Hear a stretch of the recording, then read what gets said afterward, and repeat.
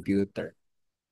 Okay. So yeah, we were able to do that last meeting. So for this morning, we're gonna be talking about historical foundations, philosophical foundations, and theoretical foundations. This may be abstract for the most of you, or probably kanang not interesting, but I would argue that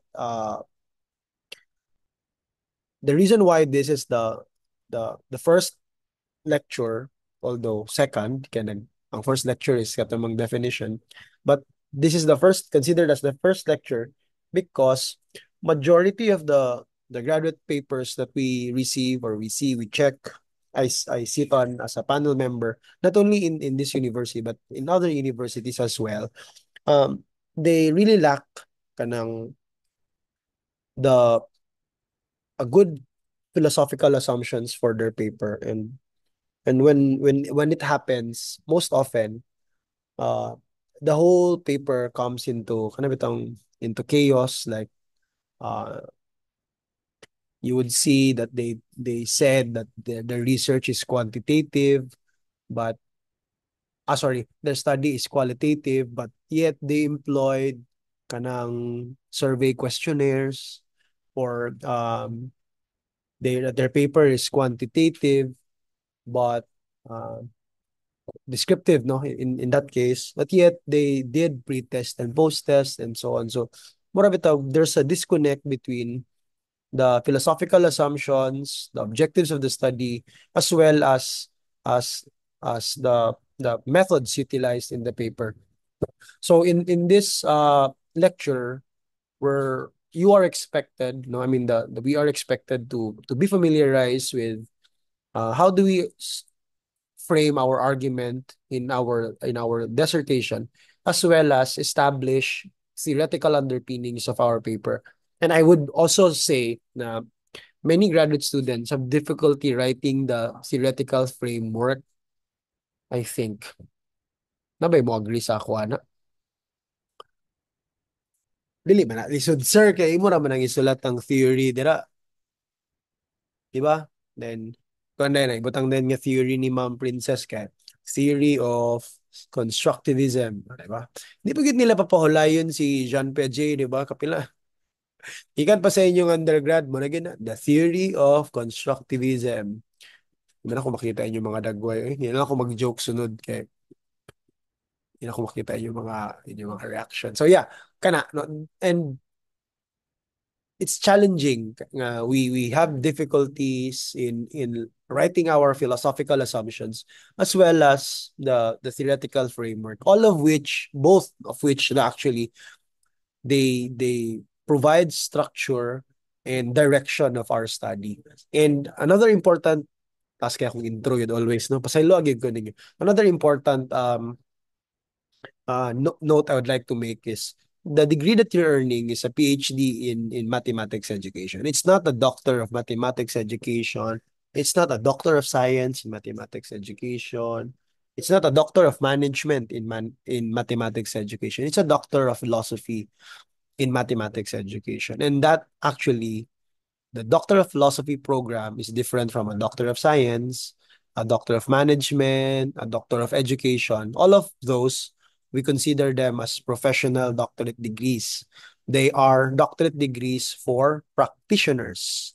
Your degree is for research scholars. And you cannot even philosophize, no? Lisod kaayo nga mag PhD ta, nya we cannot frame our argument nga the very essence of a PhD is to frame an argument. Mo ganang, di ba, philosophy, sana philosophia, that's love of knowledge, and that's why they even consider PhD as the greatest among all equals, no? All equals, they're all doctors, but it's the PhD that is the greatest. Okay, chat.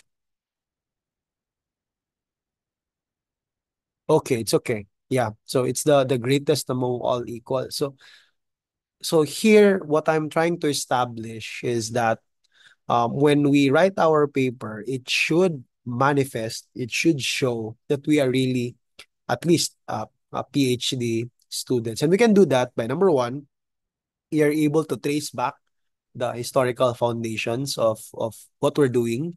Second, we can establish the philosophical foundations. And finally, situate our studies based on theoretical underpinnings. So let's begin with this diagram. No? As I'm mentioning earlier, that if you can look at these three circles, small, kaning mga, si tawag gani? Sige na sa geometry, the thing that encloses. Concentric circles. Concentric, sakto lagi akong vocabulary. O concentric circles, no? You have their personal context, interpersonal context, and then social context. The social context and the interpersonal context, these are things that we cannot control. Like for example, institutional structures, conventions, mga societal priorities, research ethics, mga your research collaborators, your editors and reviewers. You don't have control over them. What you can control is your personal context. So if you can look at this diagram, the whole research DAO is summarized in these five circles, and in this box, the mixed methods research process, research methods, questions, methods, and then data inferences. And it's governed by your research design, how do you define an MMR, your justification for an MMR, and the quality of your MMR. And these things are influenced mainly by of course your philosophical assumptions, theoretical models, and your background knowledge. So therefore, the kind of MMR research that you do largely depends on your philosophical assumptions. So dili din natin ni sila pwede na kada bitong we put aside. We just focus on sakto ba akong statement of the problem, sakto ba akong method, sakto ba akong data. Kani din sila tanan are largely dependent on these three things. Especially kani sila and your of course your background knowledge of these two things. So if we cannot frame well our philosophical assumptions as well as the theory that we can use in our research, the whole thing we will discuss from chapter chapter 2, from chapter 3 onto chapter 7 will be chaotic, will not have a good direction. Kaya in the beginning, your personal context is not well established. Okay? So intro pagyapon ni. Ilan ako na-consume sa intro? 10 minutes. See, why do we study the history of MMR? Diba? There's a good comic here. Why did you fail? Why did you flunk? The father was asking his child, why did you flunk history? And the child responded, the teacher asks me about uh, stuff that happened before I was born. Diba? Sakto man po, diba? Why are we uh, kung si tawag ani kining why are we dealing with history? It does not concern us, but in this manner, di ba ingon si Confucius man ingon, study the past and divine the future. Kadog na nga quote si Confucius man ingon na, or any Chinese proverb, di ba? Study the past and divine the future. That also holds true with research. So when we look at MMR, when you're doing an MMR, it's good that we have a good background of the history of the studies or the literature. Why? Because for two things. I think I mentioned this in our previous lecture that at the very least, when we try to identify, when we try to establish the novelty of our work, diba? That's our justification for the study, the novelty of our work. You must uh, take root with the literature. Hindi ka pwede mo ingon nga, sir, I'm doing this doctoral dissertation because I'm interested in this. It might appeal to other panel members, but not to all panel members. Your interest toward a subject matter is not a good justification for the study. So, I've mentioned this, that a good doctoral dissertation must contribute to our existing body of knowledge. And you cannot contribute something if you do not know how to contribute. Asa ko dapit mag-contribute, di ba? I've mentioned also last time to think of research as a jigsaw puzzle. Each work is a piece of a jigsaw puzzle. If you do not know what are the pieces of the jigsaw puzzle, you don't know what's missing. And you can only do that by studying the literature well. So then, when we look at historical basis for your study, it provides you with the literature. And when you know the literature, you can justify the use of MMR. Because, for example, if you trace the study in, for example, in mathematics education, you're interested in students' mathematical creativity, and then you look at that majority of the studies on mathematical creativity are on quantitative component. They're very concerned with measuring mathematical creativity. There's no study doing kanang qualitative. And then that would help you justify your claim that while it's good that we measure, it's also good to recheck if our definition for mathematical creativity still holds true today. Kaya basin ng ilang mathematical creativity is how good or how well you draw a circle, di ba? Or how well you, sa ba? You draft geometric figures and so on. But let's take a look, let's step back and take a look at how we define mathematical creativity. So you can do qualitative study for that matter. But you cannot do that again if you have not read well. There's a doctoral student who just chatted me earlier. Naghatag siya topic. Sir, muna akong gusto waton sa akong dissertation. Nindot ni sir. Lisod ka na itubag. That's a very tricky question to answer because if I say yes, he or she would pursue the topic. Di ba? Nya kinsa mo ko para mag-ingon nga nindot na nga topic. Di ba? If I have not read well, if I did not review the literature well, then I am in no position to tell you that's a good research topic. So at the end of the day, kamo nga ga literature review, you're the most perfect person to to to review, to tell me whether it's a good study to pursue. Am I making sense? 'Di ba? And for example, Yes. si Ma'am Princess is doing a work on, hindi ko kabalo. For example, she's interested on, sama ni ba? Let's say, I think dili ba ito nga klase? Dili dito dili nga klase. I've read some output saying they're interested at looking AR. Are you familiar with AR? Augmented reality and virtual reality, and combine it with kanang problem-based learning, and then check whether it helps improve students mathematical mathematics achievement. So nga na yung gusto tanawon. So if you're doing a doctoral dissertation of that, then you're saying that you are specializing in that area. So if you're specializing in that area, I'd ask you, what are the current virtual realities or augmented realities in that, or that can be used to teach math? Hindi ka makatubag. Dili mo ko ala ko kabalo kay basta ako maghimo ra ko. So lisod kaayo, di ba? If you profess that you are an expert in that area because you're doing doctoral dissertation in that area, you should be very informed of what studies are already existing. Di ba? Kay expert man kaana. Oh, expert. Okay? And then finally, when we study historical basis for MMR, it would also give us a glimpse of whether that kind of design that we'll be using is accepted by convention, by our field. For example, if you're doing computational mathematics or kanang abstract algebra, nya mag-mix methods ka murag di ba siguro ta kakita og paper sa abstract algebra, di ba nga ga-mix methods. Sakto ba ko? Kita mo? Nag-prove sila og mga theorem. Lisod kayo, sir. Dili pwede. Di ba? So that would allow you, for example, no, to review whether certain methods, certain research designs are accepted in a certain particular field. For example, sa amo sa computational chem, wala gi quali ana, puro gid na siya quantitative.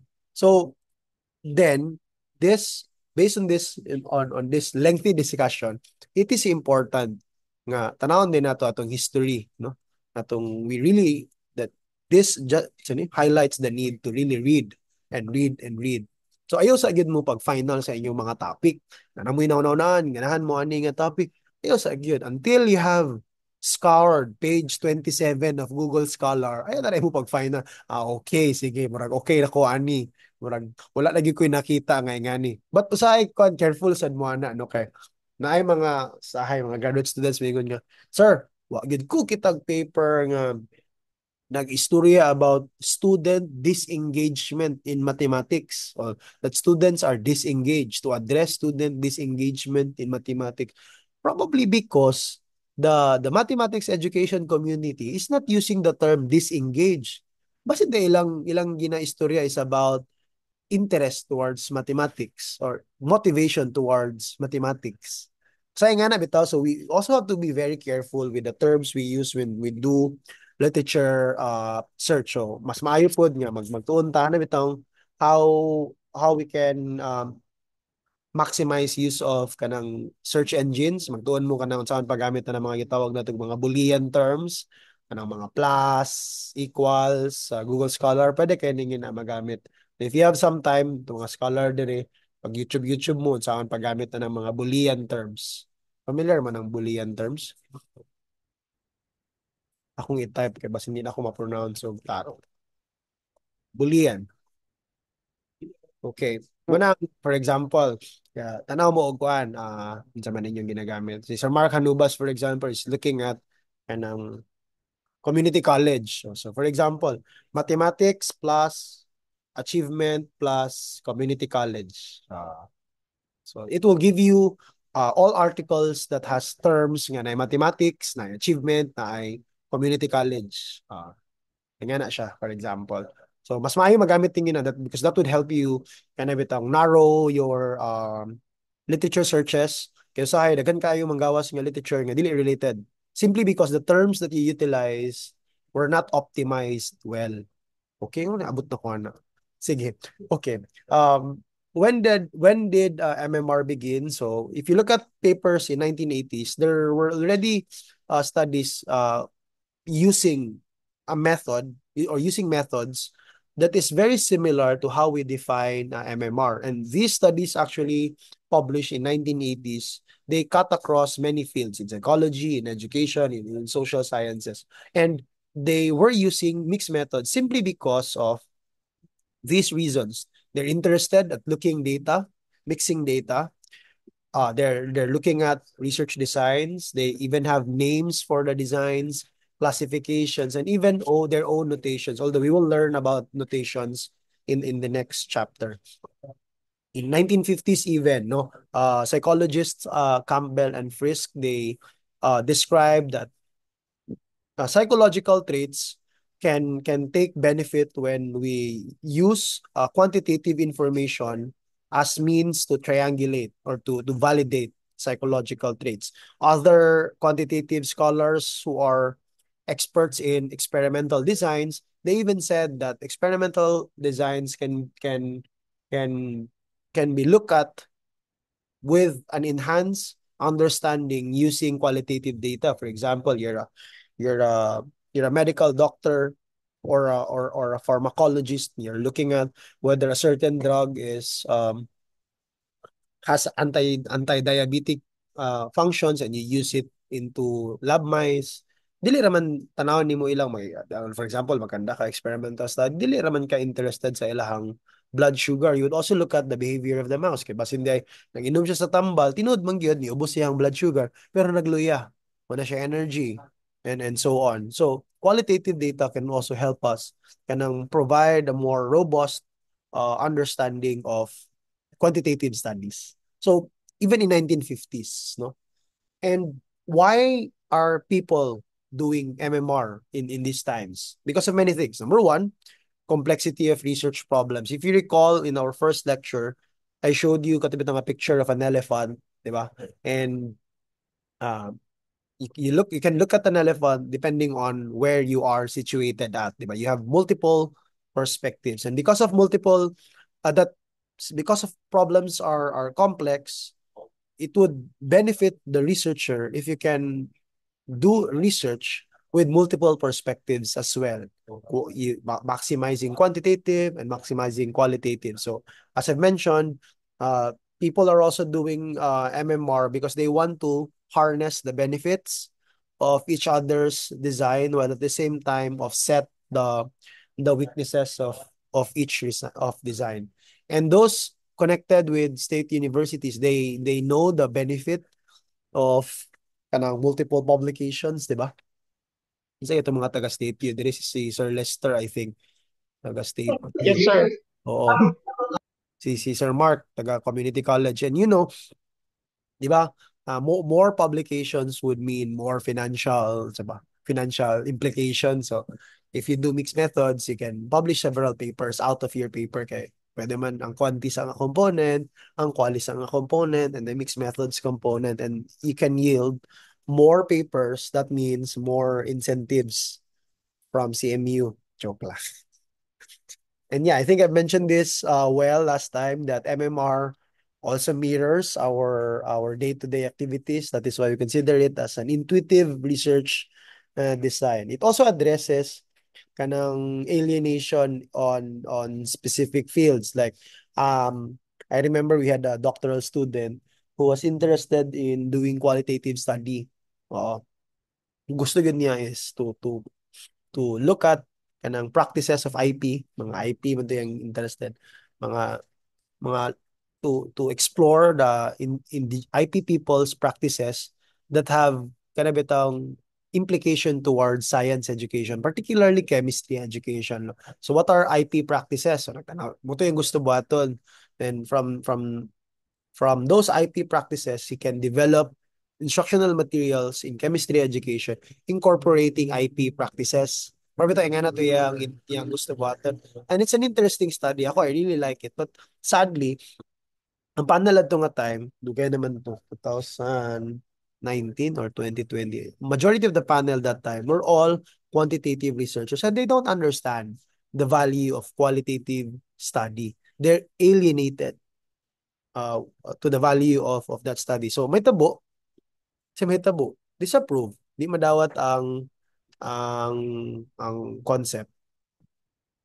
So therefore, it would really be advantageous if if you're doing MMR because you're familiar at least with both quantitative design and then qualitative design, and you can also appreciate how they are used in your field. Tama. So di ay kung mamili na panel maniguro pud ta nga kanang they can relate to our study kay if not na challenge kayo na. Okay? Sige. Okay pa ta? Thumbs up lang no, if okay. Sige. Okay, we continue.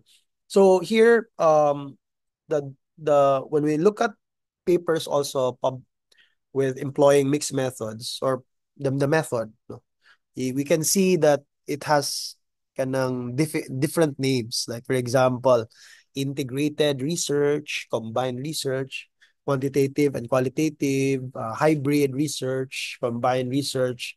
Kanina, no? Kani mga medyo tiguang na diri, no? They're very familiar with this term, kaning triangulation. And even now, even kami sa una, where we often hear kanang term nga triangulation. And then now you're hearing more recently mixed methodology. So if you can look at this nomenclature of the research design, it would also connote how these methods are defined. Like for example here, these names connote that there are data that are mixed, that are blended.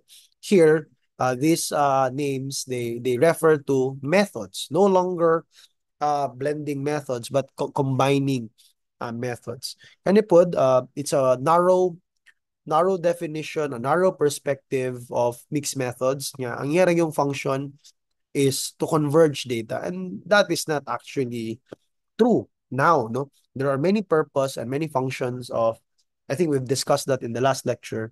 Why we use mixed methods, and in our current definition of mixed methods, it actually encompasses the integration of quali and quanti from philosophy to inference. So, muna na itong more comprehensive definition. Okay, so trace lang na to gamay very quickly. So, it began with formative, gasugod-sugod pa ang mixed method. So, there were arguments of using multiple quantitative, using both quanti and quali methods, and then the use of both quanti and quali methods. And then there was also about period where they discussed how to reconcile the two traditions. Like when you do mixed methods, unsa pa gid nga sample atong gamiton, Ma'am Hazel? Do we follow the quantity nga dapat daghan? So daghan po lugar kayo akong i-interview for the quali, or ang quali ako ang gamiton. Gamay ra akong sample, but sa man ako kung quantity, how can I generalize my findings if gamay ra akong sample? So that actually this period actually allowed researchers to argue on possible remedies, in which we will discuss later also, about different paradigms we can use. And then early procedural development. So this is the more kanang medyo formal na means of mixed methods. They were able to identify different types of mixed methods, mga typologies, no?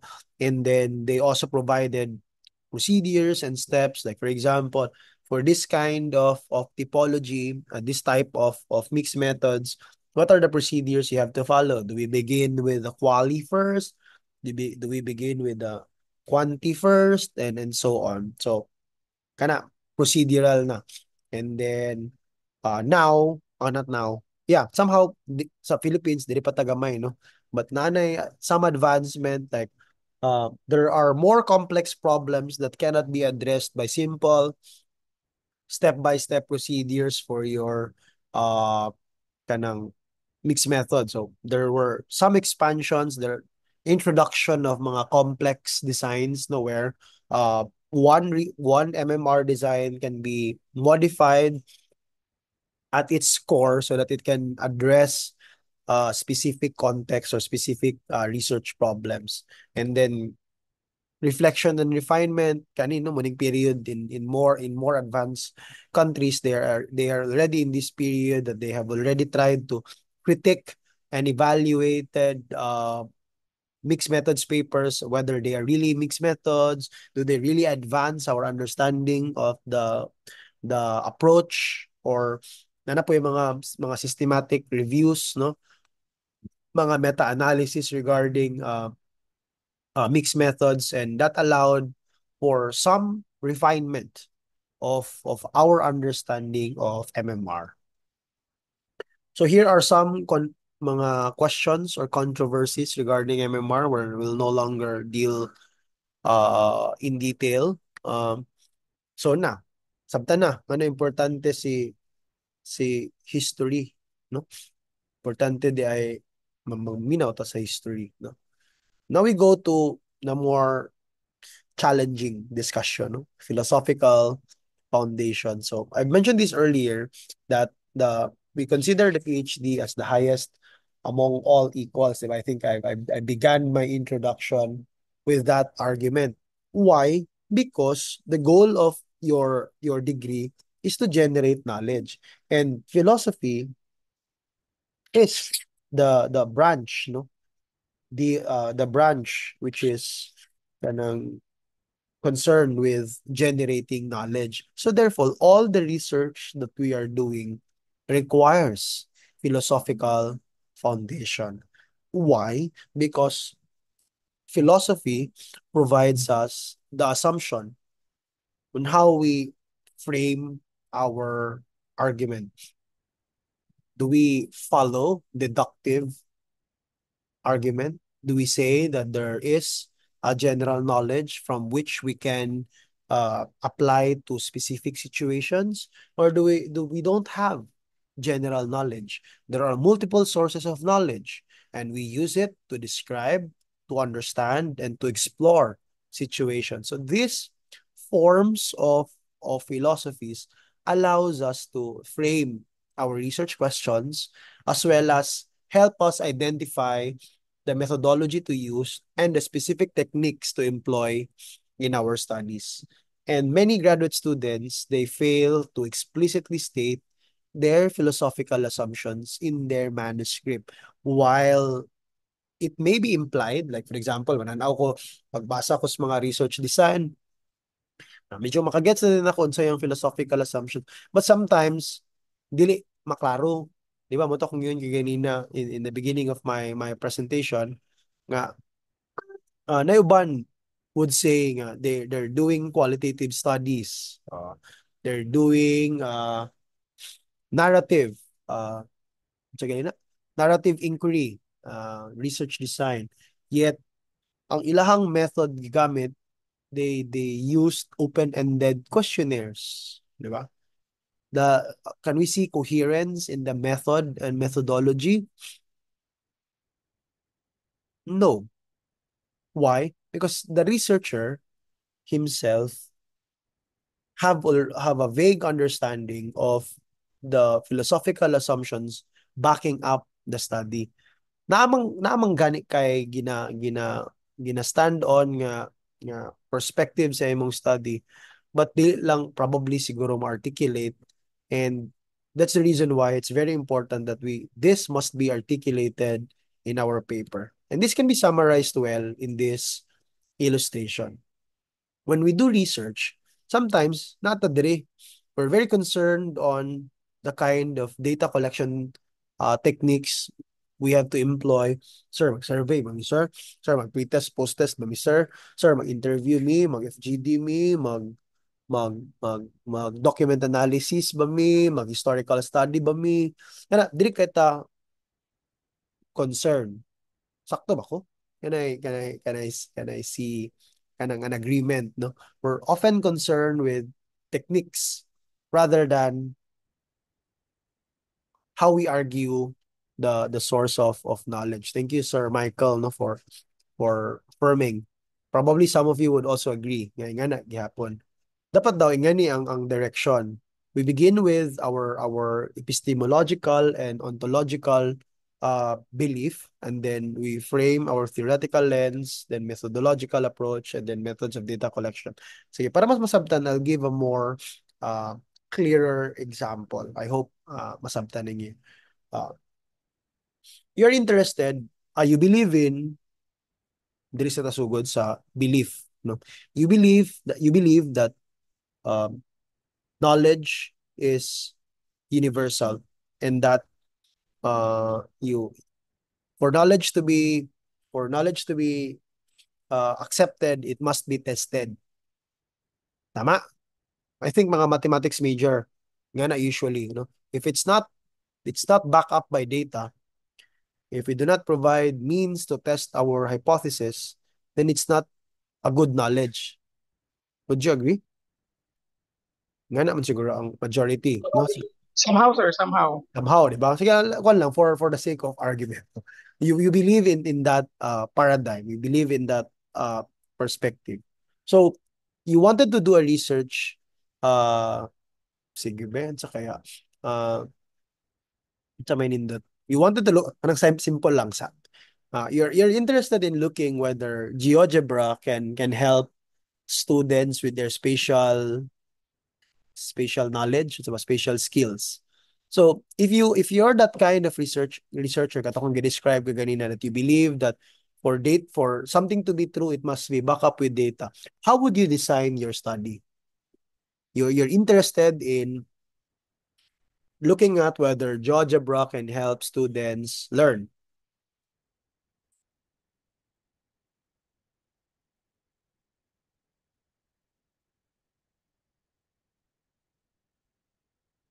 Ba, anyone?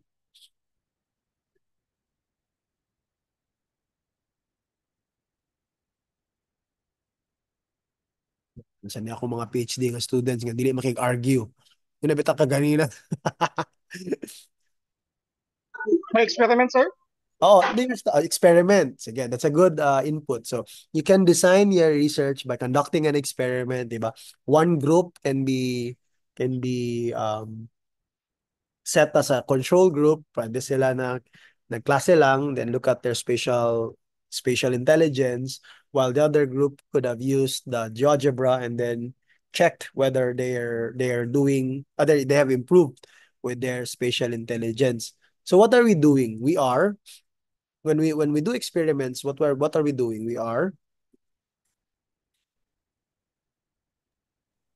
We intervene, sir. Chares. There's an intervention lagi, but what are we doing? We are in with respect Testing to hypothesis, sir. theory. Huh? Testing an hypothesis, Correct. or So you're testing a hypothesis or you're testing a theory. So here, your paradigm, katong imong giingon ganina nga you believe that for something to be true, it must be supported by verification. Therefore, the kind of theory, the theory that you will be looking at in your study must be tested. So dili ka pwede maingon lang kada nga constructivism is a theory that learners learn when they apply knowledge. Na lang imong theoretical framework. So how would you then write your theoretical framework? So it should be uh, although natay discussion a little but advanced ang tagamay. So there must be a discussion on how the theory will be tested. Nasabtan? Then that theory, na kay theory for example, imong theory dito kay flow theory. That when the students are in a state of flow, learning happens. Meaning, kanapitang tuloy-tuloy, walay mo nang gitawag sa flow theory. Sunod-sunod. Walay putol. Mas makasabot daw sila. So how would you then choose your research method, your methodology? Experiment dayon ka, Sir Lester, di ba? Sakto? yes, sir. Test Yes, man sir. mo yung theory din. Then finally, unsa man imong data collection, mag-interview ko, Ako, sir, quantitative data, sir. Scores, performance. mag-interview ko, dili. Dili, So far, sir. dili pa, sir. Dili, sir. Dili. Magabaan Sir. ko, di ba? Kung mag-interview ko. Yes, sir. Magabaan ko. Sakto, Sir Ninyo. Yes, sir. Ito, Sir Ninyo. Sir, magabaan ko. Nga naman. Ingon mo ko kaganina, nga experiment po buhaton. So you see, your paradigm actually dictates your method of data collection. So how you view knowledge, the source of knowledge as it will dictate the kind of unsa ni of lens you will view theory as, and it would also dictate the kind of research design you will be using, and of course the data collection techniques that you will be employing. But if you're the kind of person who believes that knowledge is generated, when I'm on worldview, that knowledge is generated, then you would look at theory as something that is temporary, not something to be tested. You would look at theory as one, it can be modified or it can be generated. Therefore, here in the theoretical framework, if you're that kind of person, the theory would be positioned at the end of the paper rather at the beginning. Although there are some papers who consider the theory as an a priori framework, meaning magsugod siya nagyapon siya sa sinugdanan, but only to guide the inquiry, not as a basis, not to test the theory, but only to guide the inquiry. Like for example, you believe that sa to study ani ba? Balik ta sa katong sige, ito akong example, GeoGebra. And then you wanted to look at GeoGebra and how it affects learning, di ba? So if you believe that knowledge is generated, unsay mong buhaton, sir, you're interested in finding out the challenges and struggles of teachers and students when using GeoGebra.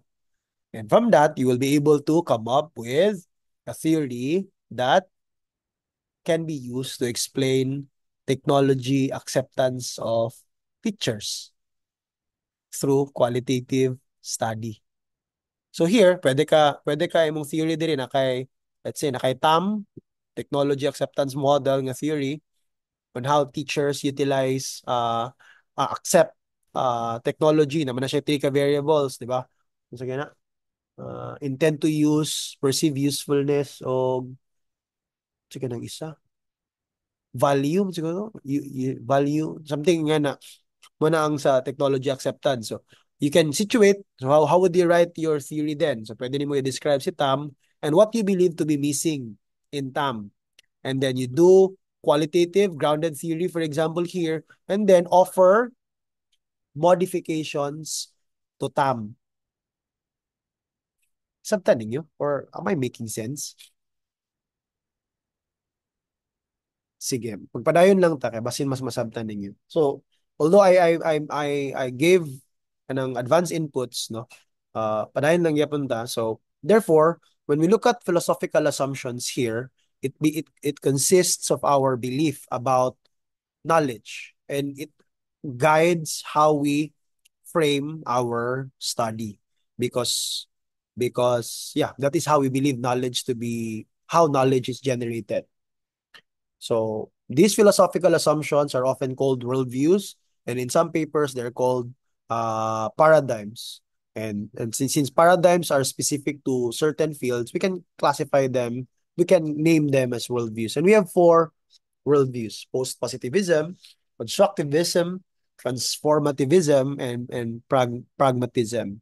And this is how they are compared. So katong gihatag nga first example, mo to atong gitawag nga post-positivist worldview. You are concerned with determining what is true and what is not true. And how do you do that? Through experimentation. You wanted to look at whether this general rule can be applied to this specific context, and then you test. So, meaning you are a post-positivist researcher, and your goal is to verify a theory. Meanwhile, if you are a person who is interested on understanding why things are, you value multiple participant meanings, meaning the truth is not fixed, it's not solitary, di siya alone, di siya isa lang. The truth can have multiple meanings. For example, when I ask Sir Edmond, when do we say that a student is learning? I'm very sure that Sir Edmond's answer would be very different to Ma'am Jewel. Would you agree? And that would also be different to Ma'am Hazel's answer. Yes, sir. Depende Oh, good. oh, di ba? There are multiple meanings based on their experiences, based on their And context. gawa sa the meaning, sir, depende pod ang among measuring tool gagamiton to measure learning, kay daghan na pod kaayo Correct. measuring tool Oh. karon technique how to get maskin pag the same among definition of the learning to be measured, but our way of measuring them, the standards of use, the standards to be used are different, so maglahi gid gyapon siya result. Actually, pwede pareha ra. Kung pareha mo og definition, ideally, pareha po yun mo may way of measuring. Dapat, no? Okay. Dapat. But mag-differ gid na mostly sa atong definition, because the tool we're going to use largely depend on our definition. Like for example, mingon ka, yung definition nga, when do we say that student is learning? If he can memorize the multiplication table kanang without committing a mistake. So imo ra gyud tool, is imo siya ipa rote memorize, di ba? Sige, multiplication table and so on. O mingon dayon si si Ma'am Jewel nga, no, we say students learn if they can apply. So how do you test that? So you provide different situations and so on. So there are multiple, my point here is each part, there is no universal truth. Each participant has their own meaning, and for constructivist worldview, they value that, they give importance and premium to that, and they use that to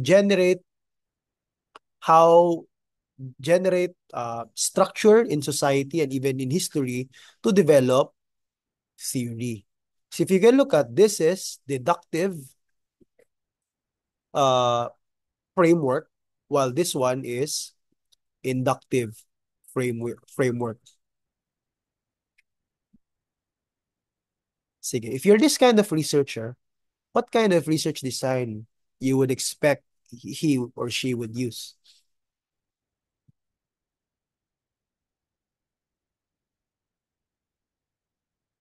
Unsa man ni, if ingani ka nga kind of researcher?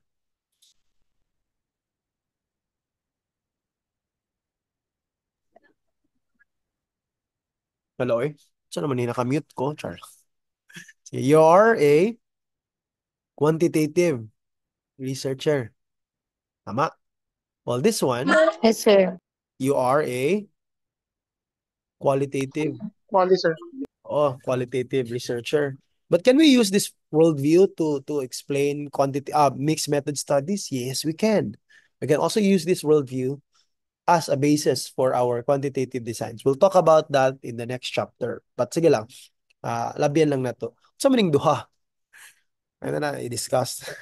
Taas na kaya kung chikaan eh.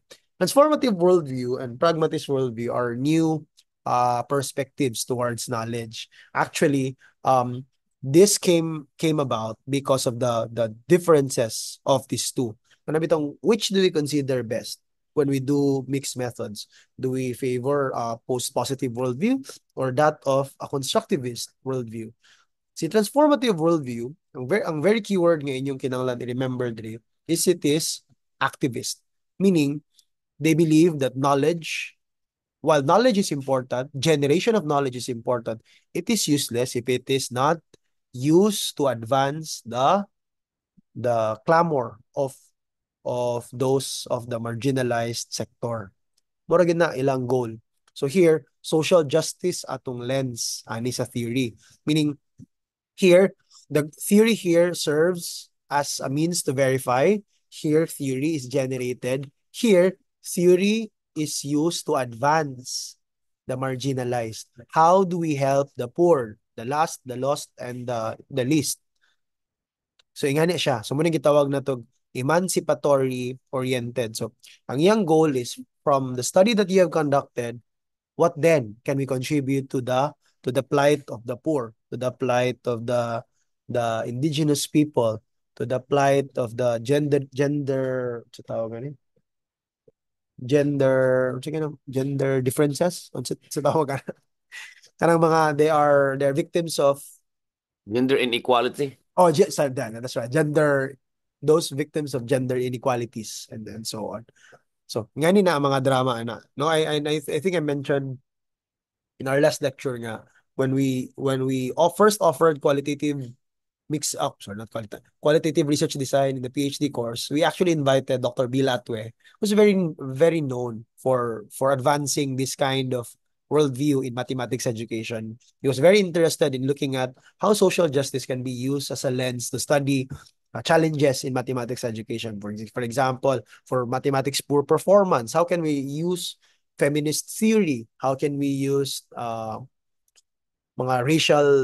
racism theories to look at challenge or mga theory to look at students with difficulties and then address those challenges faced by students. So ingana na siya. And finally, si pragmatist is a worldview when you cannot decide which to follow. Sir, kanang di na gid mi kabaloon sa among ba ganiton. So this is the best, no? Because this is more concerned of whichever works, whatever works. So for example, sir, our first statement of the problem, our first research question is more concerned on kanang student performance. So we believe nga it would be good if we follow a post-positivist worldview.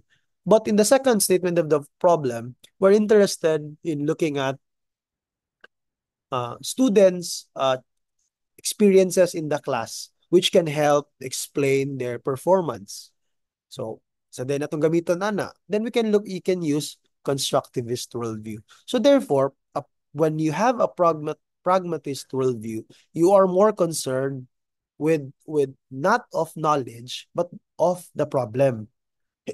You're not concerned with whether what is true or what is not true. You're concerned whether what is the meaning. You're not concerned with how do your participants define this, but you're concerned with how can we answer our research question. That is why it advocates a pluralistic point of view towards research, meaning whichever works, plural.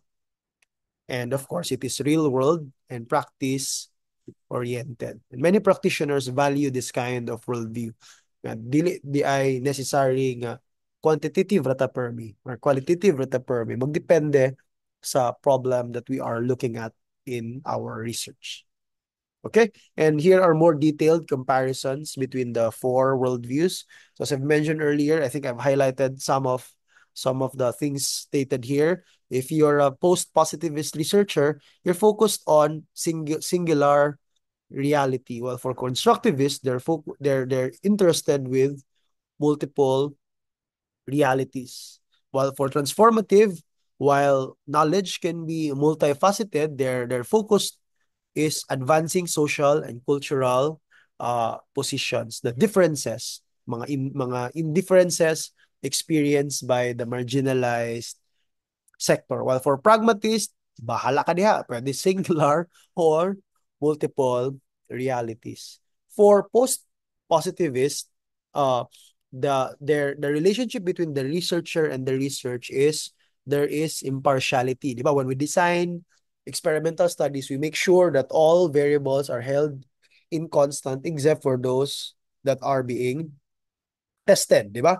Kung naka-experimental o control group, kung it's a true experimental design, you would make sure that both are equivalent except on the tested variable, right? So there is impartiality. But for your constructivist perspective, no, the best research instrument is the researcher. How the researcher makes meaning of the stories the participants share na di a pinaka-value sa quali. Mo bitaw ng it values closeness and subjectivity of the researcher. Muna kung for example, ethno ethno sige ethnolo dili eth sa galing ng sa quali ka ng mga ethnic groups ang studyhan Ethnography, sir. ethnography so Ethnography, sir. ethnology ang nasa kuna-una. When you're doing ethnographic studies, no, pinaka-importante gid ang kanang naay kanang inculturation where the researcher spends time with the group so that he or she will be able to understand. Aside from just documenting practices, the researcher also understands the reasons or the rationale behind those practices. So importante ang closeness og subjectivity. While for transformative, they value kanang collaboration. Kada ako ning giingon kagan last time katubitaw nagisgot about participatory research where the participants they take part your participants, your stakeholders, they take part in identification of the problem until the call to action. Oo. And then, yeah, for pragma, it's practicality, whatever works. If kinahanglan nga impartial, pwede magpaka-impartial. Kung kinahanglan na subjectivity, si bias, si researcher, na. And the same is true with the role of values. For post-positivism, researchers are unbiased, while for constructivism, the researchers are biased. So, ayo gid mo, no? Maimpirno gid mo, if kanabit ang mingon mo nga, nga naman mong research design, biased man kay na. No. Malamang, quali gid yung study, biased gid na. And we actually give premium to the biasness, quote unquote, of the study. Because again, the researcher is the best instrument. Ang experience sa researcher, especially kanabit ng conducting FGD, oo. Maskin pa og si Ma'am Jody, for example, og si Sir Edmond, pareha sila og research design nga interview, dili gina sila mag-come up mag-come up og the same result. Magdepende gina sa ila experience in doing the qualitative study. Oo, importante ang experience sa research especially when doing the the the observation probably or the interview or the FGD. Well, for transformative, ang ilahang ano sa tawag ni values, they give premium to, of course, social justice and ano bitang what how can we help our participants at the end of this research. And then, yeah, this is deductive, this is inductive, participatory, while pragmatism is combining. So from all of this, we ask ourselves, what then should researchers use in a mixed method study? Before we go to what it is very important to highlight also that now we know the different worldviews or philosophical assumptions. It underpins the importance for it to be articulated in our paper. And how do we articulate our philosophical assumptions, you can write in your chapter 1 a section on philosophical assumption, or in your chapter 3 when you discuss your research design, for example, this study utilizes a mixed method explanatory design and so on. Then mo describe your philosophical assumption. Na example ani later. So the question now is what worldview to apply in a mixed methods. Kaya kung quanti, klaro man. Diba? If it's a quanti design, it's clear that it's post-positivist. But if it's quali, it's clear that it is constructivist. But how about for mixed methods? What worldview should we use? So there are 4 arguments that is laid by Creswell. One is choose one best worldview that you think is the best. Or second, you can use 2 worldviews and then combine them so that you can get multiple worldviews. Or you can also look at studies in you can look at the research design that you're using and examine what worldview is best supported by that research design. Or finally, you can look at the research community. How do they argue the knowledge that they have generated? So we begin first with choose the best one. Kanisa itong unahan. So according to many papers published in the Journal of Mixed Methods Research, the best daw, according to them, is pragmatism. Because, yeah, as I've mentioned, it offers diverse perspectives towards the research. It depends. If the research requires a quantitative design, so we assume a post-positivist worldview. But if the paper, on the other hand, requires kanang qualitative design, then we can use a constructivist worldview. So, how do we do that? So, we can use both quantitative and qualitative research methods. It can be used in a single study, and the research question should be given primary importance.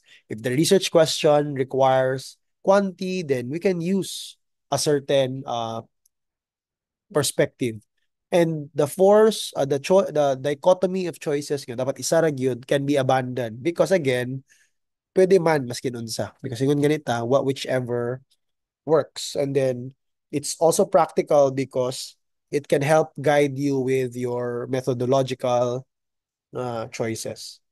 But according to Merton, dili daw pragmatism ang best method for a mixed methods. Ingon si Merton, ang transformative daw.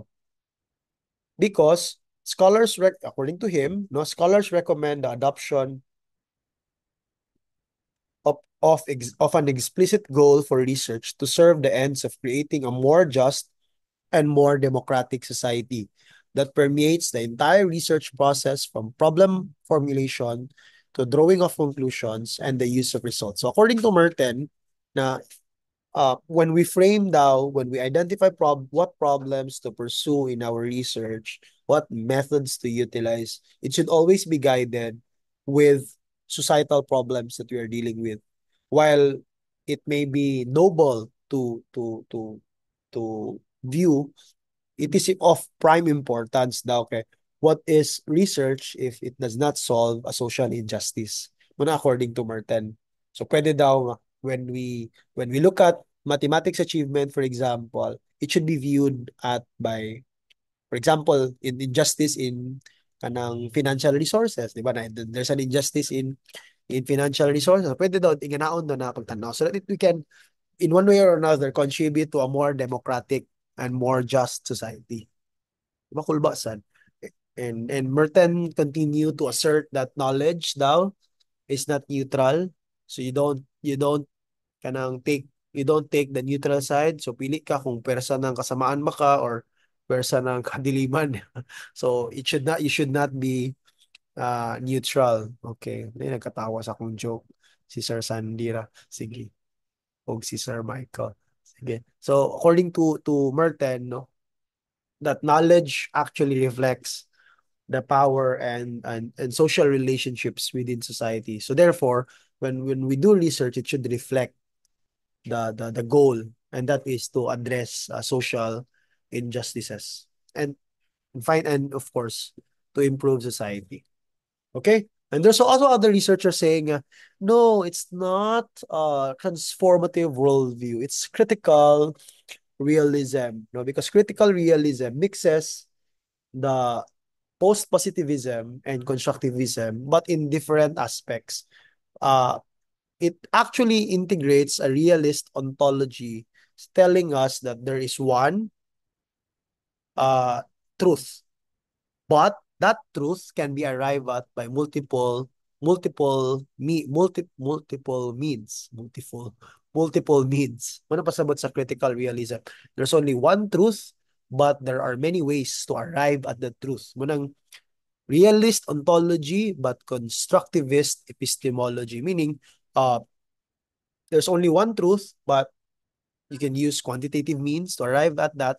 But how we construct the quantitative means can be taken from different qualitative meanings. Diba? Nga na ang critical realism. Second view, according to Creswell, na dili daw necessary isa ka worldview ang gamiton. Pwede di ay multiple so that it gives rise to contradictions. And this contradiction provides us with new and different insights. According to him, so pwede di ay dialectical, no?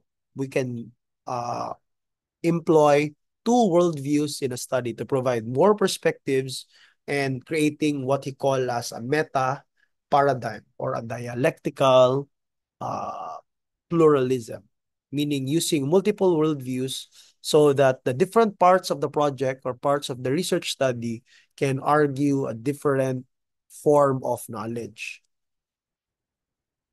Then pwede po daw dialectical pluralism, it should value collaboration, fairness, justice, and then equality. Okay? Or, ingon po si Creswell nga, pwede man dili duha.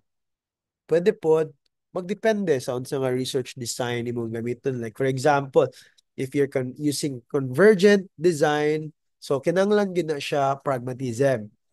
Kung explanatory nga design, dapat constructivism gid ang imong philosophical assumption. If sequential exploratory, then kuan gid na siya, sequential exploratory, sige na sequential exploratory, post-positivism yun ang imong gamiton. Like for example here, convergent man eh. Oh, sige ni. Dili explanatory. Kwanti una. So post-positivist and then mag-end ka og constructivist.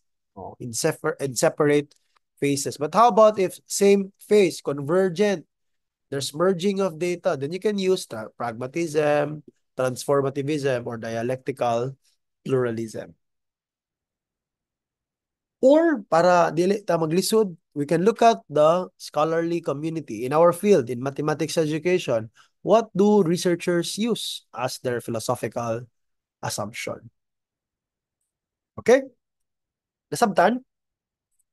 So, pwede di ay na we can frame our arguments, our research question dayon into certain philosophies. So karon magunahuna dayon ta.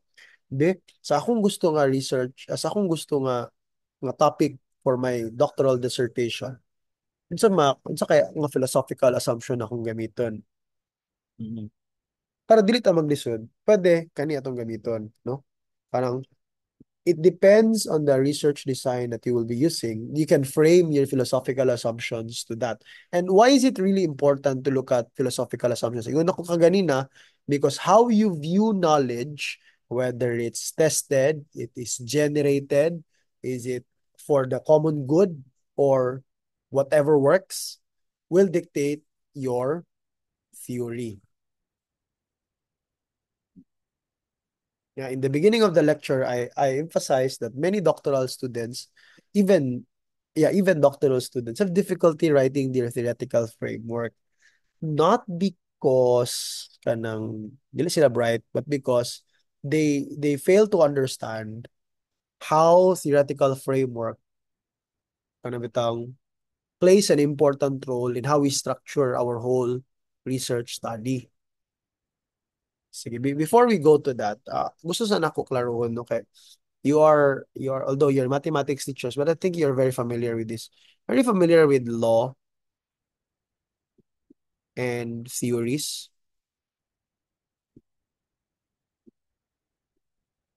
Anyone? Sila ang difference. When do we say it's a theory? When do we say it's a law?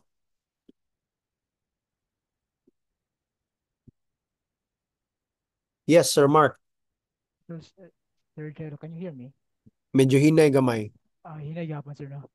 Pero Uh, sige, okay, madunggan man. in math, sir, the law refers to postulates, and postulates does not require any proof because we normally accept it. No? We universally accept it. But for Okay. theory, sir, these are statements that we need to prove using axioms, postulates, definitions, or other theories. Okay. I think that's a good Sir, comparison. Sir Jello, Yes. while I'm it, sir, ba, I would like to clarify something, sir, ba. Sige. Banking on the idea of Creswell that the choice for worldviews depends on the research design. So I was thinking, sir, ba, which should come first, though, the research design or the worldview, Okay. or simultaneous na to sila i-consider, sir? That's a good question.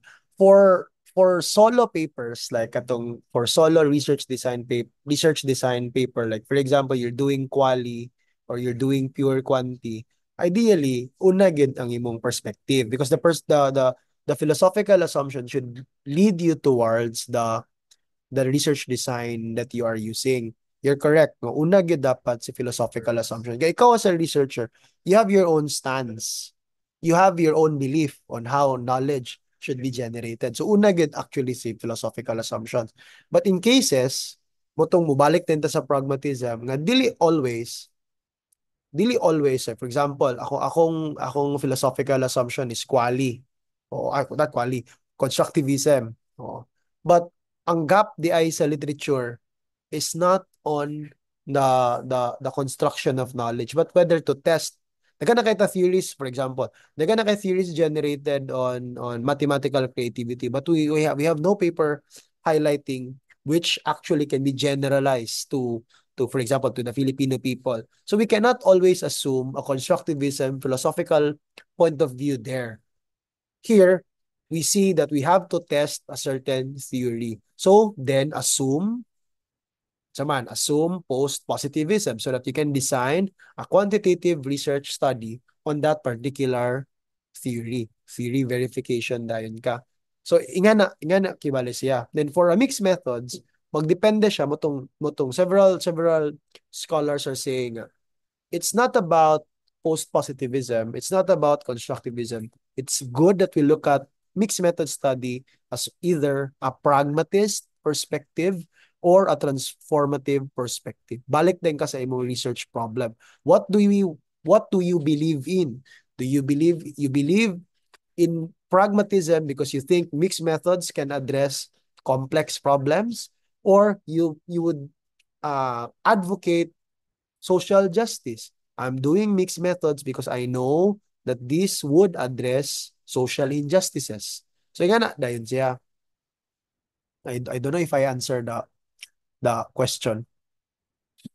Yes, sir. Very, very clear, sir. Thank you. Unsa to, Sir Mark? Sorry. Yes, sir.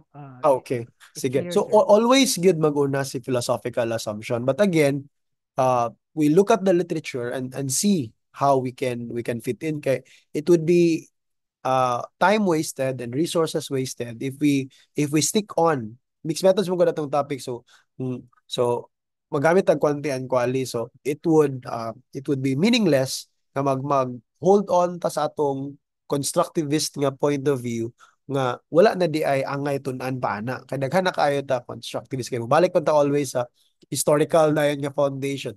What is the gap? What gap in the literature are we trying to fill in? Okay? Sige. Laws and theory. Correct, no? In research, we say it's a law if it's a universal phenomena. It's a description of a phenomena. Like sa may nyo ma-relate. May makarelate ba mo mga chemistry o mga physics? Newton's law, sir. Sige. Sa man ang Newton's law. Sige, gravity na lang, be, ng something you're familiar with. Sige, gravity. Oh. Unsa man ang gravity? The larger the object, the greater is its gravitational pull. Di ba? Mas dako, for example, you have a larger object compared to this small object. So, kaning larger object, it exerts more gravitational pull compared to this. That is why this smaller object is attracted to the larger object. Sabtan, di ba? It is a declaration of a natural phenomenon. That's law. The question now is, why does this happen? Why does this happen? Why is it that the larger object attracts more the smaller object compared to the small object attracting the larger object?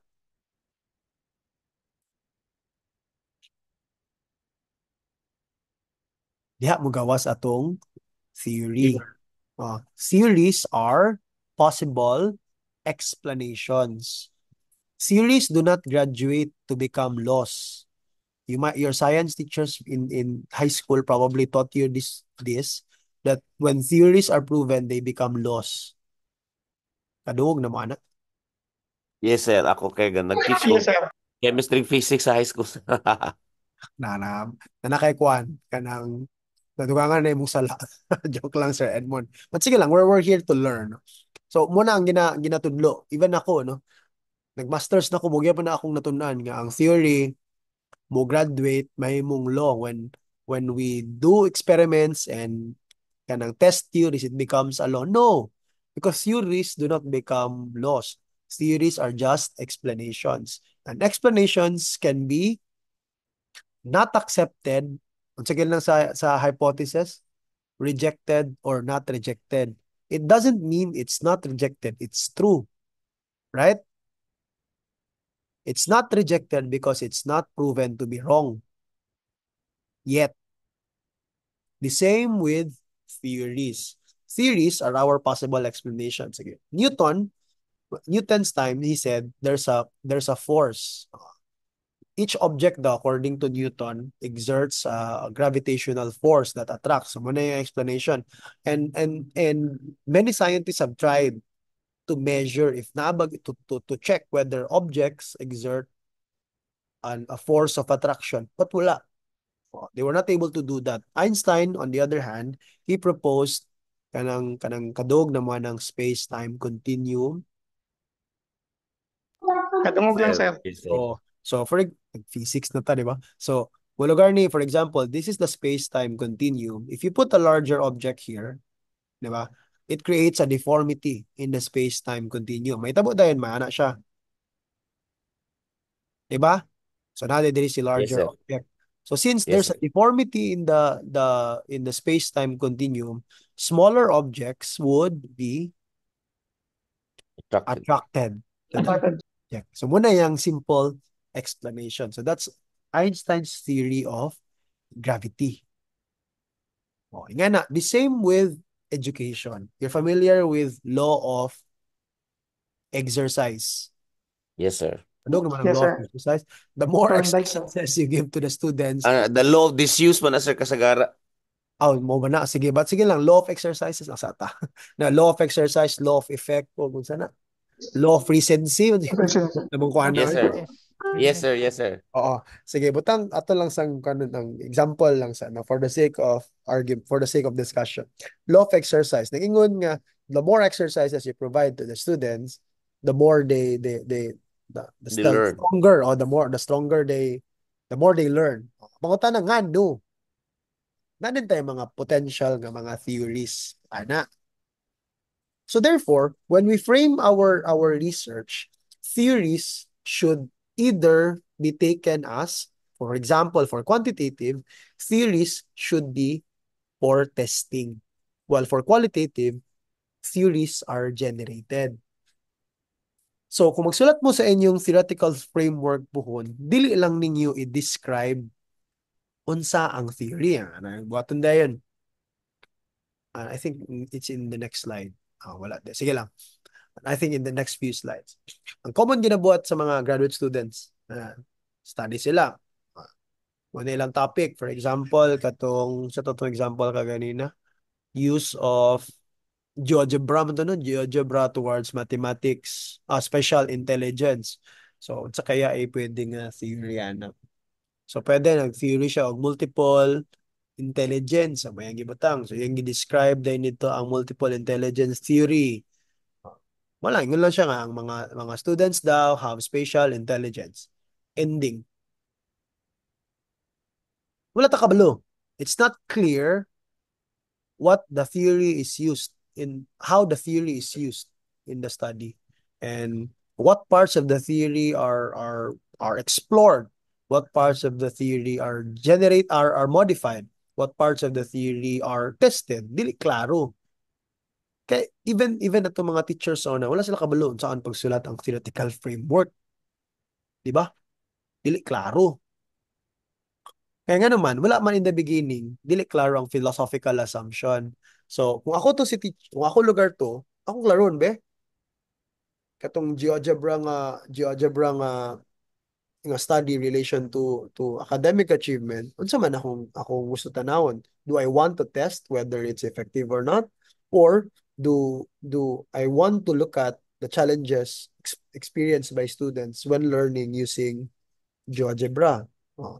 So, muna po duduan na po ka perspective, quantitative or qualitative na perspective. So, if I look at it in a quantitative perspective, I wanted to generate to test the theory, then I would look at multiple intelligence as a means to test the theory. So, for example, dili na rin GeoGebra kung gamiton. Lain na dayon. GeoGebra can be one intervention I can introduce to the students to support the spatial intelligence. But na may lain yung mga intelligences. So that I'll see whether tinuod ba gyud nga mga students have multiple intelligence. So experimental din ang dating. Sabtan, how about qualitative? So, katok yun ka ganina, pwede, the theory can use as an a priori framework, or the theory can appear at the end. So to sulayan sa as a priori framework. So for example, you look at the challenges of teachers utilizing GeoGebra for students to learn. So you can look at TAM, for example, as your a priori framework. You argue that when teachers utilize on educational technology, it's affected by three things. One, intent to use, if they're really interested to using educational technology. Second, perceived usefulness, whether they find that the technology to be useful in their classroom. And third, the value. Value ba to? Nalimot yung ko sa third variable kasi naka-Google mo. What's the third variable sa technology acceptance model? Intent to use, perceived usefulness. So, nalimot ko sa ikatulo. Kana. Oh. So, as a priori framework, you would look at the challenges faced by teachers when using GeoGebra, using that framework. Pwede, it can serve as just a basis, but not as the sole. It can serve as a guide, but not as a sole basis when nag-answer. Attitude. Oh yeah, attitude towards using. Their attitude, whether they have positive or negative attitude towards the technology. Intend to use, perceive usefulness, and the attitude. So yeah. Then pag tanaw din mo sa challenges, pag nag-quali na rin ka, nag-interview na rin ka, then you saw that there's another intervening variable. There's another variable that did not come up in the TAM. And this could help modify the TAM. So therefore, sa qualitative na component sa imong theoretical framework, you can just present a theory and then argue why it is incomplete, why it needs to be modified. So balik ko na ako. Sa quantitative component, how do you situate the theory, describe the theory, and test and and describe how you will test the theory. For qualitative, describe the theory as an a priori framework, as a basis of your initial inquiry, but this can be modified or further explained. That is why theory means different in quantitative and qualitative studies. What we want to do in our research is to describe the law, to describe the phenomena. And how do we describe them? By using a theory to explain the phenomena. It can be to test or to generate another explanation.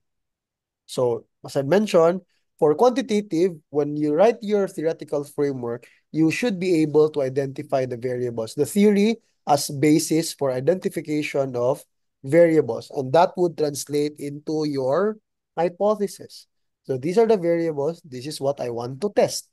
And then look at whether your data supports or refutes the theory, and then offer possible changes to your theory. Qualitative. Ideally, a theory is generated at the end of the study.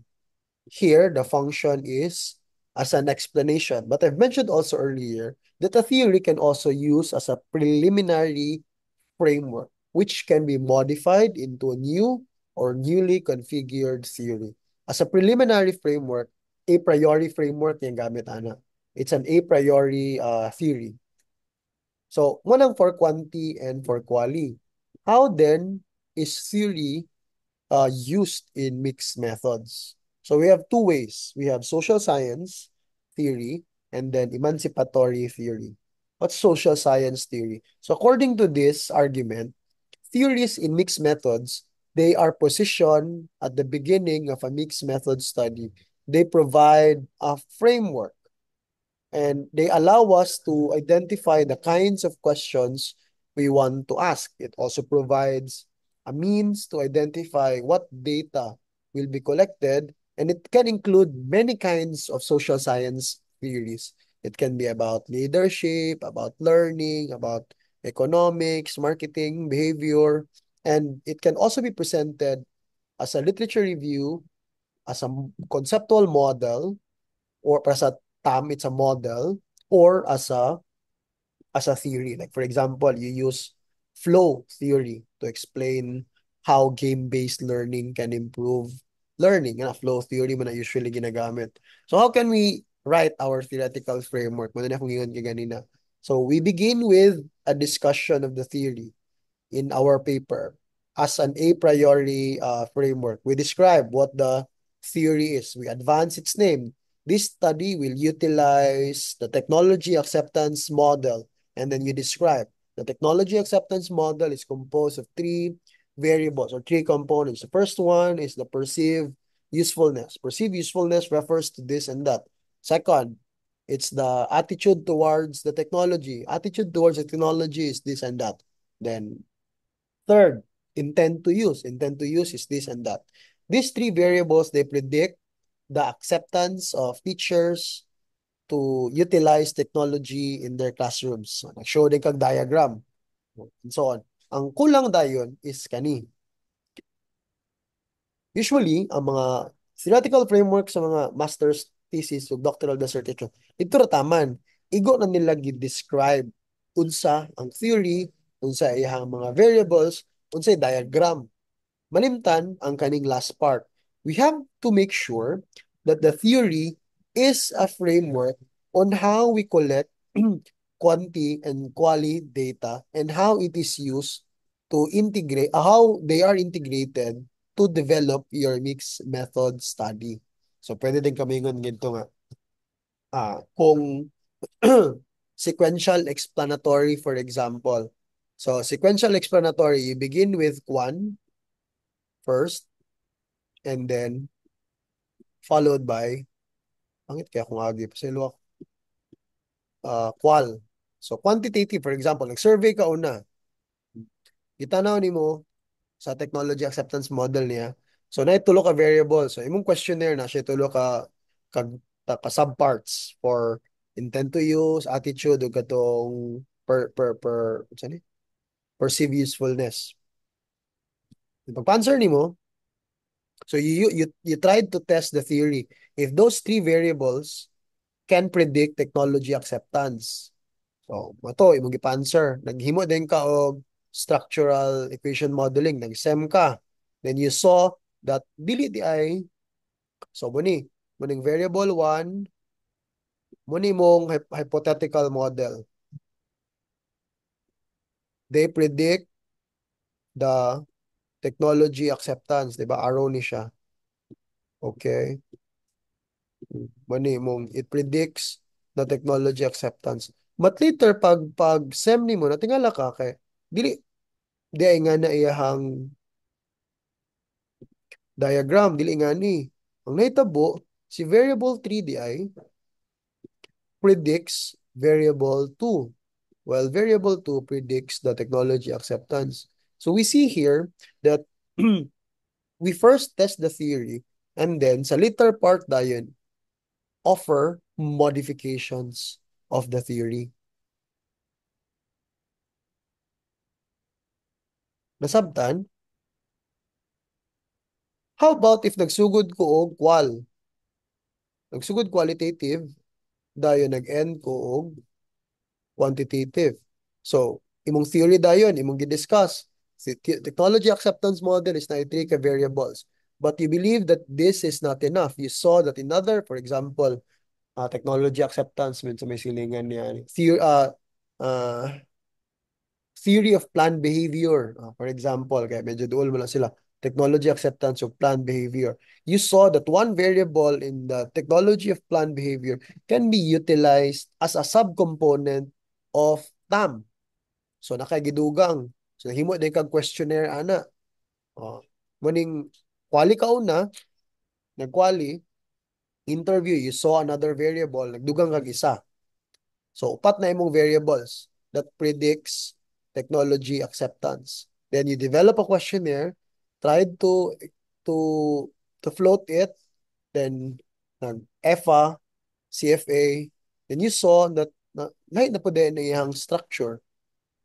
So it began with a theory, the theory being modified, then testing.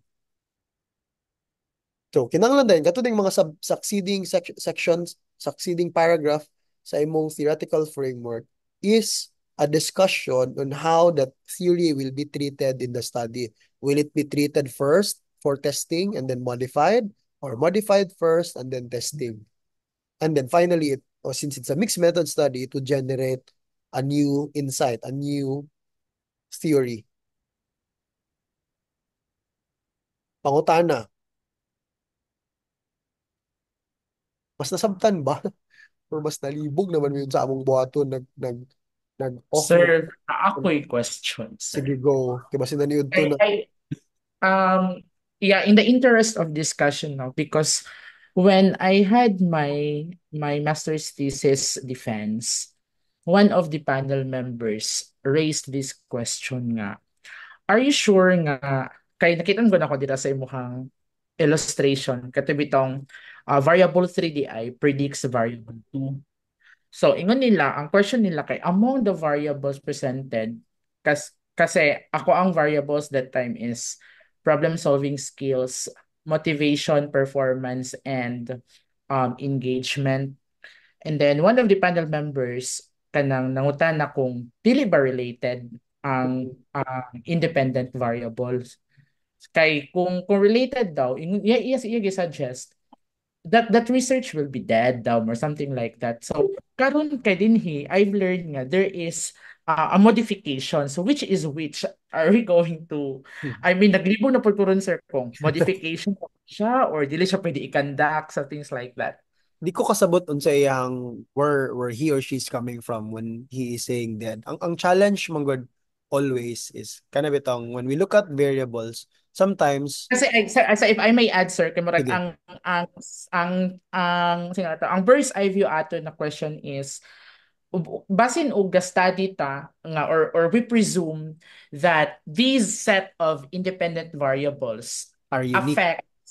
affect ang katong dependent variable, which is the problem solving the performance. Mhm. Tapos sila di ay tulo mismo kay affects each other. Mabito ing ana iyang Nag-SEM point. ka to?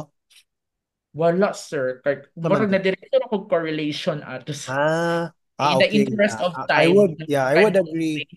I would Yeah. agree sa panel nga.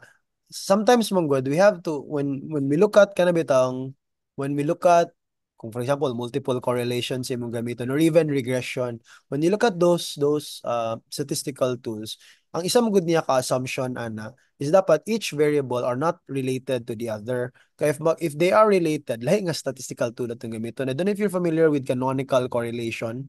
I have Yes, sir.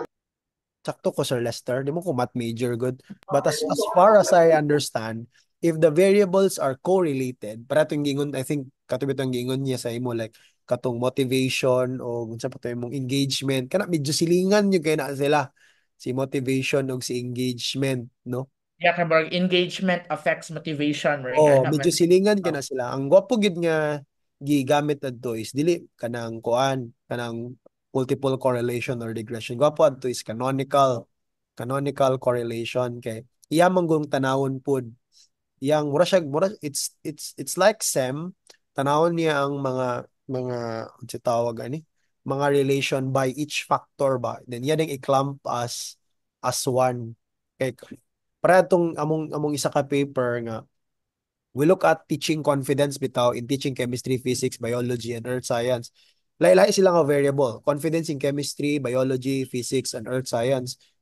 Kung tanawin nimo, related man na sila kay kung confident ko sa chemistry, generally confident po ko sa physics, but dili kay ko confident sa biology. Motong nag-canonical correlation ni. But going back to the question, ang pinaka-importante gyud is when we try to define kaning atong each variables, there must be clear definition nga dili sila mag-overlap. That is why sa inyong theoretical framework, if you try to himay-himay a certain theory, especially if inyo siyang bungkagon bitaw, like kani si Tam, inyong bungkagon, yan na mo isuksok. Bas hindi ka itong inyong isuksok nga dugang, it's very similar to to variable 1. Imong variable 4 very similar to variable 1. Para ra dito sa imo, different sila. Mo din ang gabuhaton, mag-efag yun una. Kay So makita sir, yeah, as a follow-up, sorry kay sir ha. kaya yun. It's Magaling. an interesting discussion. Kasi if that would be the case, Mm. basically SEM will take place when there is available set of data already, correct? Diyan to sir, sorry, kamagan. Kung mag-SEM ta sir, dapat nanatay data. Mm. So technically, Dili sa most necessary kay pwede man ka mag-ingani kato kung gi-describe ganina. Pwede raman to nimo katubit akong gingon sa imo nga kanang imong additional variable imo ng argument and that's what you wanted. okay. Pero That's what you wanted to test in the quanti component. Mo na imong okay. argument. Kay pwede man good nga katong pag-quali nimo, nakita nimo nga nay 5 ka variables.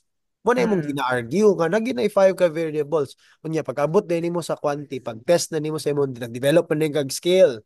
Pag-develop nimo sa imong scale, pag-pilot nimo EFA, CFA, ang nigawas tulo ra man di ay kaya ang isa di ay nasubsum sa ang duha din nasubsum sa isa. Am I making sense? Pwede siya ingana. Mm. Okay. Ay, nag-label din kasi nila. Ambot if mas others can also join in the discussion kay kanamang gong kanino and how you situate for example quali ka una how you situate your theory this is your theory na siya tulo ka variables nagquali ka pag quali nimo nakita nimo dili di ay tulo ka variables upat or lima or unom kaya dili di ka kabalo mag thematic analysis. Mo ito ang problema. Muna to, 5 ka buok imong variables na nagawas. Pag himo din nimo og scale, pag pilot nimo, pag CFA, FA, CFA, natulo na lang di ay. Kaya duol ka ilang si tawag galena cross correlation, dili man na cross correlation ba tawag na? Cross correlation. Ano bitong sa nalimot tanong ko. Sige. Pagkita din, tulo na lang dayon ka variables ni gawas. Kunya, pag gawas ka, tamra day gihapon to siya. Pwede gyud nga na. Oo. Importante lang sa pag-discuss nimo sa theory, imong i-highlight, why do you believe nga dili lang tulo ka variables. And that will help you justify ngano mag-quali ka una. Kay ang quali man good mo nang gauna ta sa quali kay exploratory siya in nature. You would argue that the ones that is existing might not be true anymore.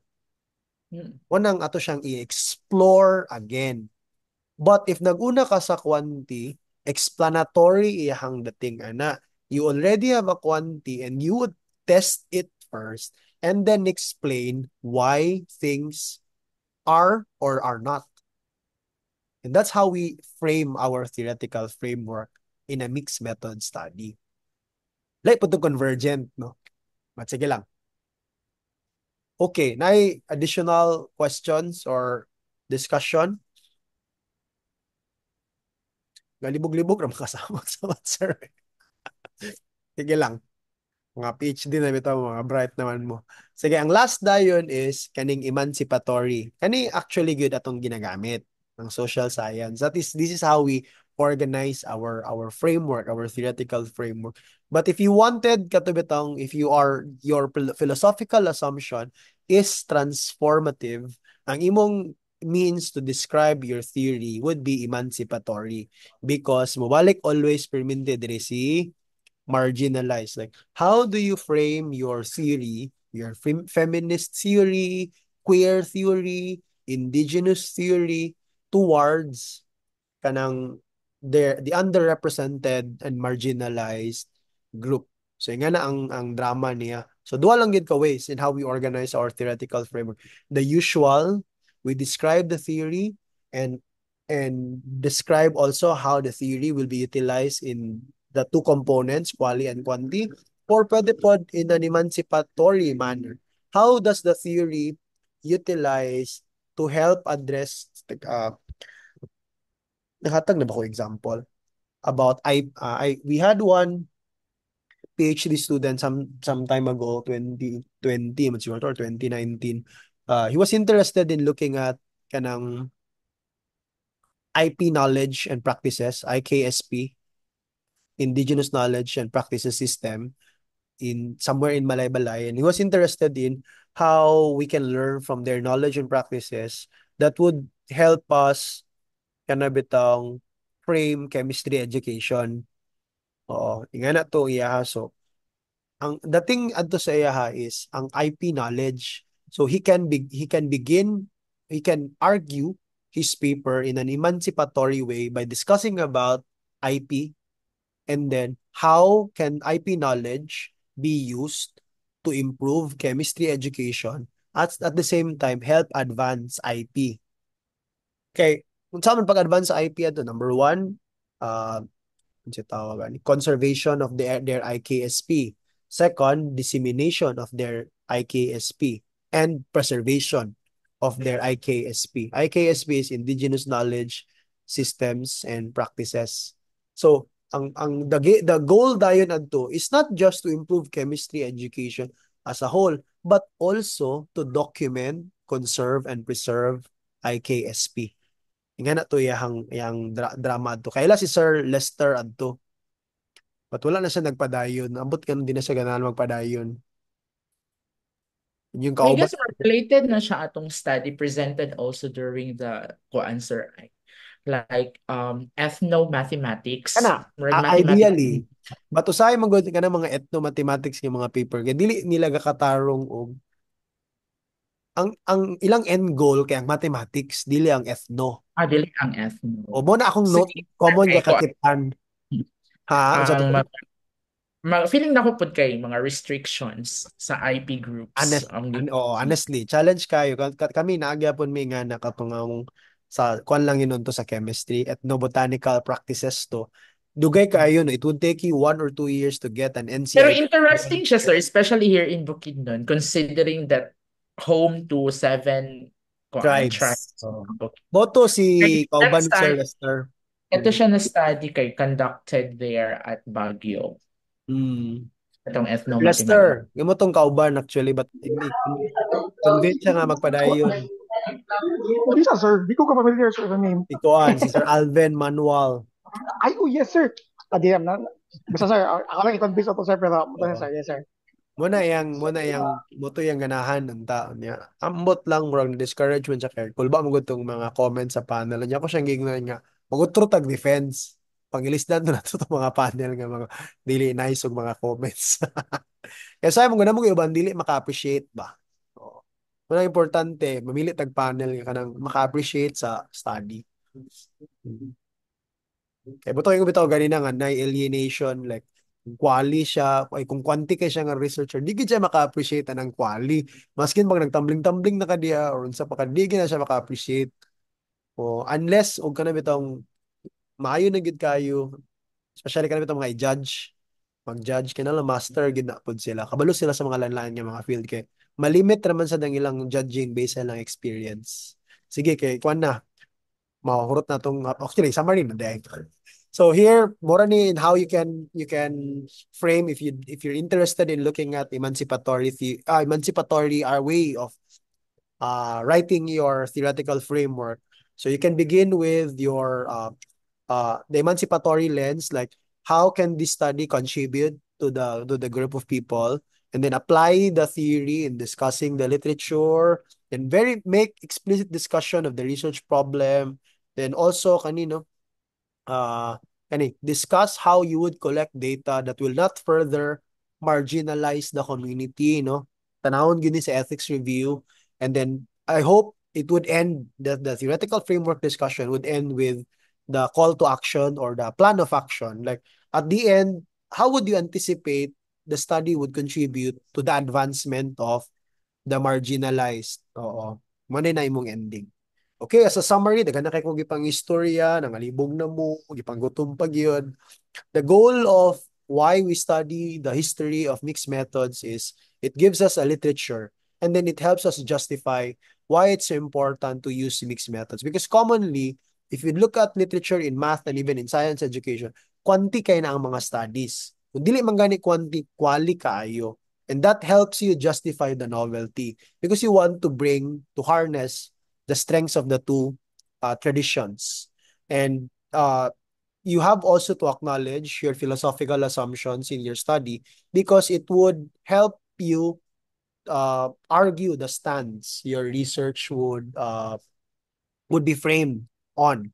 And then, yeah. And regardless of the worldview, it should help you, unsa ni? Harness the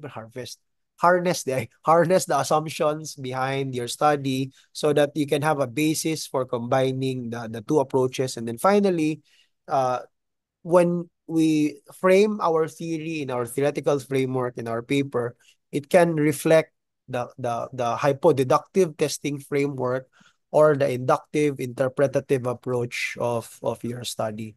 So what do you want to arrive at? Do you want to do generalization, or do you want to have an understanding or an interpretation of the situation? Munang common, explanatory or exploratory gid ang always ang dating basta mixed methods. Although even parnayuban nga participatory, napayuban nga kanang experimental, pero explanatory, exploratory, you will learn that when we cover chapter 3 and chapter 4. Okay? Sige, here's the paper for which you can do later in the afternoon.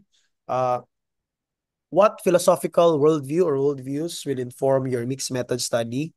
Identify one or more worldviews, discuss the elements that comprise the worldview, and then state specifically how the worldview will inform the conduct of your mixed methods research study. Sige, please take a screenshot. So, balikon na ko, no? Kanang, I hope for the many of you, kanang magsugod na gid ta ug unahon sa atong topic kay masayang ang atong mga effort. Although, some of you might consider nga, kanang sige lang, ato lang, kay makapasar lang ani nga subject. Mapasar gid mo, definitely. Basta mag-eskwela lang mo kada adlaw o kada Sabado, niya, mag-submit mo sa auto. Mapasar gid mo, but it would be a missed opportunity if you would not take this as an opportunity to really kanang polish your dissertation topic. Kay kani bitaw kaning yung buhaton like kaning philosophical worldview musulat na mo ani pwede na lang man dining yun ni i-copy paste sa inyong chapter 3 puhon pag nagsulat na mo. sayang kayo siya nga opportunity. Okay? Sige. Some few announcements. We'll meet on September 7. No, we'll cover chapter 3. We'll talk about the core research designs for mixed methods, si convergent, explanatory, ug si exploratory. Ito na silang istoryahan in detail kanang tulo. That's on September 7. On September 14, we will not meet because I will be on the road. Aning September 14. Actually, I will be traveling from September 11 to October 4. O wala ko sa Philippines for a personal reason, but I'm thinking nga magklase gyapon ta, no? Hilas man magngaon niya mo sa ako. So magklase gyapon ta sa 21 ug sa mag-announce lang ko sa 21, magdepende lang yun, no? Kay maglaag si sir.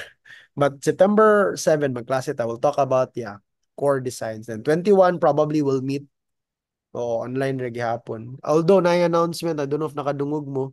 There's an announcement coming from our pronouncement diya nga mag face to face na daw ang klase sa grad school, but we're still arguing against it. Sana lang si Sir Edmond, no? Mahal kayo kada Sabado uli lang siya.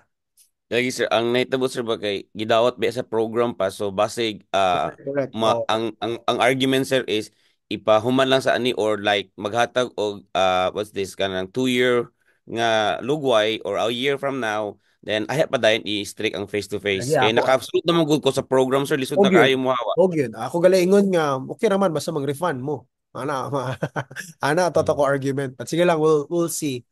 No, kaya at the Kay si end of Sir the Elmer ra ba sir kay ambot si Sir Elmer gani Castellano kay sa Thursday siya ga klase na usaon na lang. ano man, Di, wala lagi ko kasunod sa iyang klase sir for 2 days na kay magklase sa Saturday wala na klase na out Thursday dira sa gabi. Kung siya lakaw sa Saturday yata, so manang Huwebes. unsa man nga Webes ka ng gabi gyapon. Aw, hapon. Sir, yes, sir. Gabi, sir, mga sa Gabi is sir. Yan ang office hours, sir. Mo nang buntag magtrabaho si Sir Edmond. Ignan nga si Sir Dennis ana. Kaya that's unfair. Kay Saturday ba agad ang schedule. Pero Actually, okay we naman si agreed Sir Elmer sir cool man kay na sir kay kailan man ko kay siya man akong applied math o applied DE sa una kay applied man ko sa una sir. Hmm. Cool man kay na si Sir Elmer wala man gyud problema pero basta nag-change og perspective ba strict na sa ngayon. Lagi, but you have to also talk about it. Kay gansi man sa good mo good. Actually, Hindi dili man siya because sir. We agreed already that we will be having our class Thursday. every Saturday. Unfortunately, murag na ay mga instances nga kalit-kalit nga lakaw. Just Ah, like at Thursday, dayon mura siya og short notice sir ba. Wala mi kasaga. In fact, I wasn't able to join the class also. wala po record. Kaya ito na nini-record kay Ginoo.